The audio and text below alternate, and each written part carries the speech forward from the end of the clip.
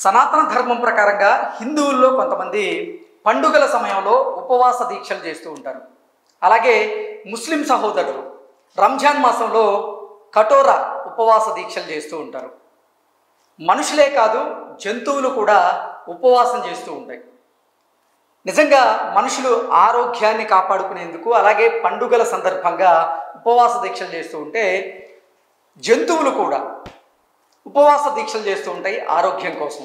అందులో భాగంగానే హైదరాబాద్లో ఉన్నటువంటి నెహ్రూ జూలాజికల్ పార్క్లో ఉన్నటువంటి మృగాలు అంటే జంతువులు ఏవైతే ఉన్నాయో అవి శుక్రవారం రోజు ఉపవాసం చేసేలాగా అక్కడ ఉన్నటువంటి అధికారులు ఎప్పటి నుంచో కొన్ని ఆహార నియమాలను అయితే వాళ్ళు పాటిస్తూ ఉన్నారు. ఆ ఆహార నియమాలు ఏంటి, అసలు జంతువులు రోజుకి ఎంత ఆహారం తీసుకుంటాయి అనేది మనం ఒకసారి పూర్తి స్థాయిలో విశ్లేషణ చేసుకుందాం. ఆ రోజు క్రూర మృగాలు ఉపవాసం, పకడ్బందీగా నెహ్రూ జూ పార్క్ ఆరోగ్య నియమావళి. మనుషులకే కాదు, క్రూర మృగాలకి కూడా ఉపవాసం అవసరమే. నగరంలోని నెహ్రూ జంతు ప్రదర్శనశాల ఈ నియమాన్ని కొన్నేళ్లుగా పాటిస్తూ ఉంది. రోజు ఎక్కువ మొత్తంలో గొడ్డు మాంసాన్ని తినేటువంటి జంతువులను అధిక బరువు, ఆరోగ్య సమస్యల నుంచి రక్షించేందుకు జూ అధికారులు శుక్రవారం రోజున ఉపవాసం ఉంచుతూ ఉంటారు ఈ జంతువుల్ని. సో నిజంగా సహజ సిద్ధంగా అడవుల్లో పెరిగేటువంటి జంతువులు కానీ, క్రూర మృగాలు కానీ వేటాడడం వాటికి వృత్తిగా ఉంటుంది. కాబట్టి వేటాడేటువంటి సమయంలో అవి నిజంగా అంటే పరిగెత్తడం కానివ్వండి, సహసిద్ధమైనటువంటి వ్యాయామాలు చేస్తూ ఉంటాయి. అయితే జూ పార్క్లో ఉంచేటువంటి జంతువులు, క్రూర మృగాలు ఏవైతే ఉంటాయో వాటికి నిజంగా వేటాడేటువంటి ఆ పరిస్థితి అక్కడ ఉండదు. కాబట్టి వాటి ఆరోగ్యాన్ని రక్షించాలి అంటే ఖచ్చితంగా ఒకరోజు ఒక పూట వాటిని ఉపవాసం ఉంచక తప్పదు అని నిజంగా నెహ్రూ జూలాజికల్ పార్క్ అధికారులు అయితే భావించారు. అందులో భాగంగానే ప్రతి శుక్రవారం రోజు ఉపవాసం ఉంచేలాగా వారు ఆహార నియమావళిని సిద్ధం చేసుకున్నారు. అలాగని ఖాళీ కడుపుతో అయితే ఈ క్రూర మృగాలను కానీ, జంతువులను కానీ ఉంచరు.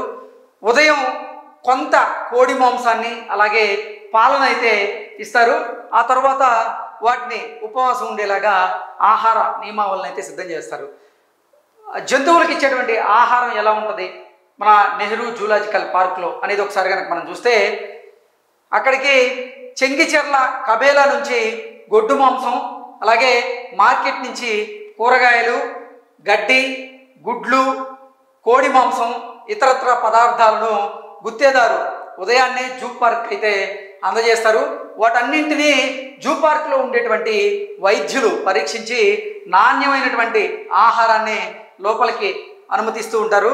కేవలం నాణ్యమైన ఆహారాన్ని మాత్రమే జూ అధికారులు జంతువులకు ఇచ్చేలాగా వారైతే పకడ్బందీ నియమావళిని అయితే అవలంబిస్తూ ఉంటారు.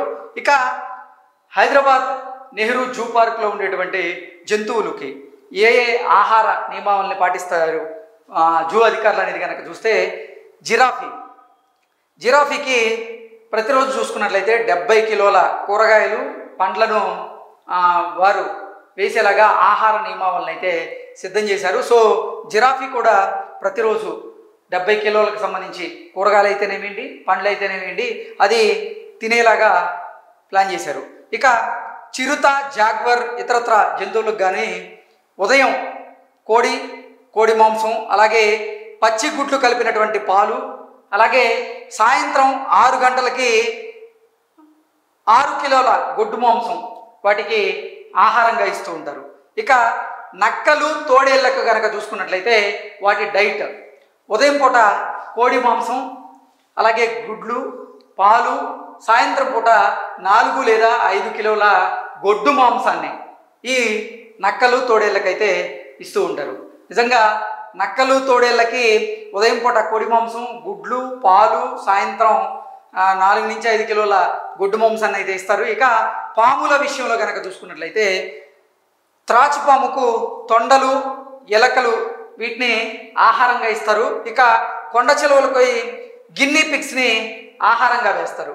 ఇక ఖడ్గమృగం, ఆ ఖడ్గమృగానికి వచ్చేసి జూ అధికారులు గడ్డి, చెరకు, కూరగాయలు, కొత్తిమీర, పుదీనా మెంతులకు సంబంధించినటువంటి ఆకుకూరలు కూరగాయలు ఏవైతే ఉంటాయో వాటిని ఆహారంగా జూ అధికారులు ఖడ్గ మృగాలకైతే వేస్తూ ఉంటారు. ఏ జీవి ఏం తింటుంది అనేది కనుక మనం చూస్తే పులులు సింహాలు ఇవి ఒకే రకమైనటువంటి ఆహారాన్ని తింటాయి. ఉదయం పూట ఒక కోడి అలాగే పచ్చి గుడ్లు కలిపినటువంటి 1/2 లీటరు పాలను పులులు సింహాలు తీసుకుంటాయి.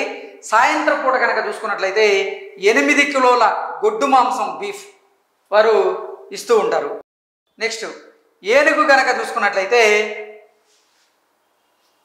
150 కిలోల గడ్డి, 25 కిలోల చెరకు, 5 కిలోల రావి ఆకులు, కిలో బెల్లం, పండ్లు, క్యాబేజీ, క్యారెట్ వంటి దుంపలు అలాగే కూరగాయలు కలిపి మొత్తంగా ఏనుగు రోజుకి 300 కిలోలకు పైగా ఆహారాన్ని అయితే తింటుంటుంది.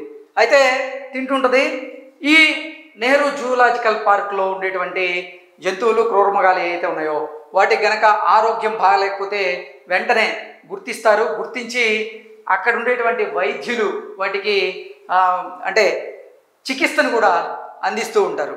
మూగజీవులు ఆహారం తినకపోవడం, మూత్ర మల విసర్జనలో తేడాలు, ఇతరత్ర ప్రవర్తన లోపాలను ఎప్పటికప్పుడు జంతు సంరక్షకులు వారు గుర్తిస్తారు. వెంటనే జూలో ఉన్నటువంటి ఆసుపత్రికి సమాచారం అందజేస్తూ ఉంటారు. వైద్యులు అవసరమైనటువంటి పరీక్షలను నిర్వహిస్తారు. జూలోని ఆర్ఓ ప్లాంట్ నుంచే వన్యప్రాణులు ఏవైతే ఉంటాయో ఆ వన్యప్రాణులన్నిటికీ కూడా తాగునీటిని సరఫరా చేస్తూ ఉంటారు. ఇక వేసవిలో చూసుకున్నట్లయితే ఈ వన్యప్రాణులకి సాంత్వన కలిగేందుకు వారు స్ప్రింక్లర్లను కూడా ఏర్పాటు చేస్తూ ఉంటారు.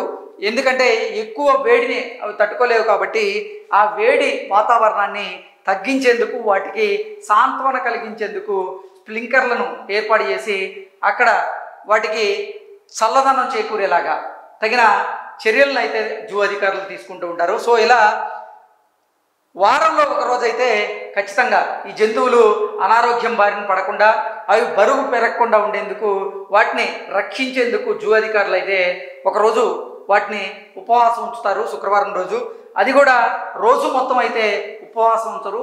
ఉదయం పూట వాటికి సాత్విక ఆహారం అయితే అందజేస్తారు. ఇక ఉదయం పూట అందజేసినటువంటి ఆహారమే ఆ రోజు చివరిగా ఇచ్చేటువంటి ఆహారం.